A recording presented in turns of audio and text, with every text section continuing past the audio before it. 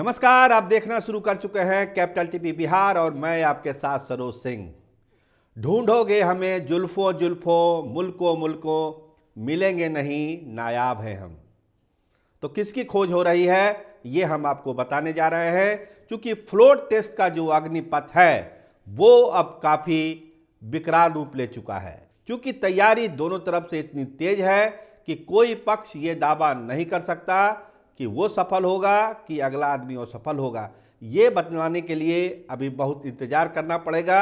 मान के चलिए अगले 72 घंटे में ये हम एक कंक्लूजन पर पहुंच सकते हैं कि कौन इस अग्निपथ को पार करेगा। तो तैयारी दोनों तरफ से है। तो आइए देखिए आरजेडी खेमे में हो क्या रहा है। 6 विधायकों की खोज हो रही है। लालू प्रसाद और तेजस्वी यादव खोज रहे हैं अपने 6 विधायकों को, जो लगता है कि अज्ञातवास में है। पता ही नहीं चल रहा है, न मोबाइल लगता है न बात होती है। आखिर ये लोग हैं कहाँ? मुंबई में हैं, बनारस में हैं, कहाँ पूजा कर रहे हैं? कोई तो ठिकाना होगा। लेकिन कहा जाता है कि जो लोग अज्ञातवास में होते हैं वो समय पूरा होने के बाद ही वापस आते हैं। तो इंतज़ार 12 तारीख तक करना पड़ेगा, लालू प्रसाद को भी और तेजस्वी यादव को भी। तो ये एक सरगर्मी है आरजेडी खेमे में। लेकिन आरजेडी के विधायक विजय मंडल ने कल जो एक बात कही थी उसके भी कई मायने हैं कि बहुत सारे लोग लगे हुए हैं आरजेडी के विधायकों को प्रलोभन देने में। तो प्रलोभन को माना जा रहा है, नहीं माना जा रहा है। देखिए, विजय मंडल तो नहीं माने होंगे, इसलिए उन्होंने कैमरे के सामने कह दिया कि हमारे पास इस तरह के ऑफर आ रहे हैं। लेकिन क्या दूसरे विधायक कैमरे के सामने आकर ऐसा बोल रहे हैं? वो नहीं बोल रहे हैं, क्योंकि विजय मंडल को इकलौते विधायक आरजेडी के नहीं होंगे जिनके पास ये प्रलोभन या ऑफर गया होगा। बहुत सारे विधायक होंगे। अभी हमने बात की कुछ देर पहले अज्ञातवास वाले विधायकों की कि आखिर वो अज्ञातवास में है तो क्यों है, उनके पीछे उसका मकसद क्या है, उनका कुछ तो बात होगी। एक इशारा श्रवण कुमार ने भी किया कि हमारे विधायकों को तोड़ने की कोशिश हो रही है। तो फिर तोड़ कौन रहा है? आरजेडी के लोग तोड़ ही तोड़ेंगे, कांग्रेस के लोग ही तोड़ रहे होंगे, और कौन तोड़ेगा जेडीए को, विधायकों को? तो ऑपरेशन दो तरफा है। ऑपरेशन दो तरफा है, एक तरफ से नहीं है। वार प्रतिवार हो रहा है, दोनों तरफ से वार प्रतिवार है। अब किसके हथियार कितने तेज हैं, किसकी रणनीति अच्छी है, कौन इस अग्निपथ को पार करेगा, अभी हमने कहा कि अगले 72 घंटे में बहुत सारी चीज़ें साफ होने वाली है कि क्या होगा। कोई मुंबई से लौटेगा, कोई वाराणसी से लौटेगा, कोई बोध गया से लौटेगा, कोई हैदराबाद से लौटेगा और पता नहीं कोई नेपाल से लौटेगा। तो जब तक ये फौज पटना में आ नहीं जाती तब तक कहना मुश्किल है कि इस अग्निपथ को कौन पार करेगा। देखिए, अखिलेश सिंह कांग्रेस के प्रदेश अध्यक्ष हैं। उन्होंने कहा कि अखिलेश सिंह को लोग 12 तारीख को समझ जाएंगे कि अखिलेश सिंह चीज क्या है। एक बड़ा दावा उन्होंने किया कि खेल तो ऐसा होगा जो इतिहास याद रखेगा। तो इस दावे के पीछे का जो भरोसा है अखिलेश सिंह को, वो उनको मिलता कहाँ से है? वो मिलता है लालू प्रसाद के फीडबैक से, लालू प्रसाद से बात करने से, उनके स्ट्रेटजी पर आगे बढ़ने से। तो अखिलेश सिंह जो बात कर रहे हैं कि 12 तारीख का दिन लोग अखिलेश सिंह को याद करेंगे, तो क्या सही में उनके दावे में दम है?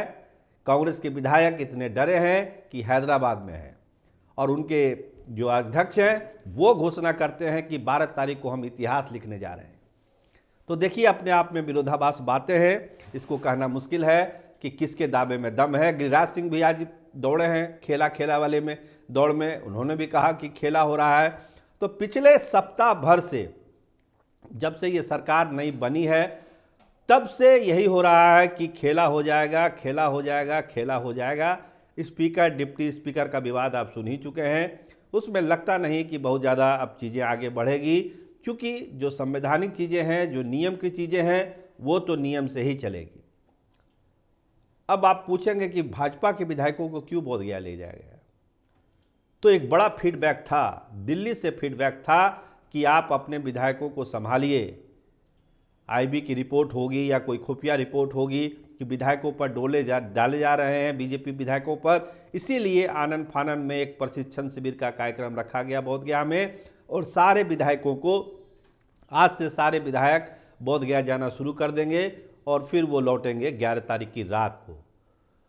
तो अपने हिसाब से आरजेडी ने भी पाते फेंक दिए हैं, कांग्रेस भी ने फेंके हैं, लेकिन सबसे जो गंभीर बात है वो उन 6 विधायकों की है आरजेडी की, जो अज्ञातवास में है, जिसका पता ना लालू प्रसाद लगा पा रहे हैं और ना तेजस्वी यादव लगा पा रहे हैं कि आखिर वो 6 विधायक हैं कहाँ। तो देखिए, ये एक बड़ी खबर है, धीरे धीरे ये खबर डेवलप हो रही है। जैसे जैसे इस पर इनपुट आते जाएगा हम आपको बताएंगे कि ये अज्ञातवास का उनका ठिकाना है कहाँ, वो मुंबई है, बनारस है या कहाँ है। ये खबर आएगी, जल्दी ही आएगी। तो कोशिश है कि उन 6 विधायकों को भी मनाया जाए, अपने पाले में लाया जाए, क्योंकि लोकसभा चुनाव सामने है, राज्यसभा का चुनाव सामने है, विधान परिषद का चुनाव सामने है और कोई रिस्क लेना नहीं चाहते हैं सब नेता, बड़े नेता। क्योंकि विधानसभा की तो अलग कहानी है, अभी देर है, लेकिन लोकसभा की 40 में 40 सीटें दांव पर लगी हुई है और जो माहौल है इसमें अगर महागठबंधन खेमा अपने आप को मजबूती नहीं दिलाता है और एक कल्पना करिए कि अगर फ्लोर टेस्ट में ये सरकार को गिरा देता है महागठबंधन, तो लोकसभा में उसकी संभावनाएं काफ़ी बढ़ जाएगी। तब वो उनके कार्यकर्ता भी चार्ज रहेंगे, नेता भी चार्ज रहेंगे और प्रत्याशी तो चार्ज में रहेंगे। और दूसरी तरफ एनडीए की कोशिश है कि कहीं कुछ नहीं होने दिया जाए, आराम से बहुमत साबित किया जाए, स्पीकर को हटाया जाए और लोकसभा के रणभूमि में चल जाया जाए, ताकि लगे लोगों को, बिहार के लोगों को, कि अब एनडीए में ही ताकत है, एनडीए ही जीत सकता है। तो ये एक परसेप्शन बिहार के लोगों के दिलो दिमाग में छाने के लिए एनडीए अपनी पूरी तैयारी में है।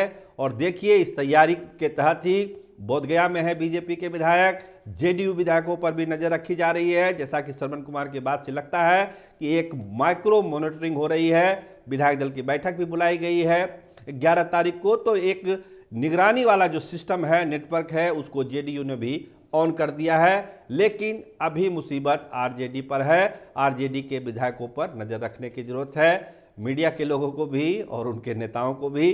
तो आप देखते रहिए कैपिटल टीवी बिहार। आपका बहुत बहुत धन्यवाद, आपका बहुत बहुत शुक्रिया।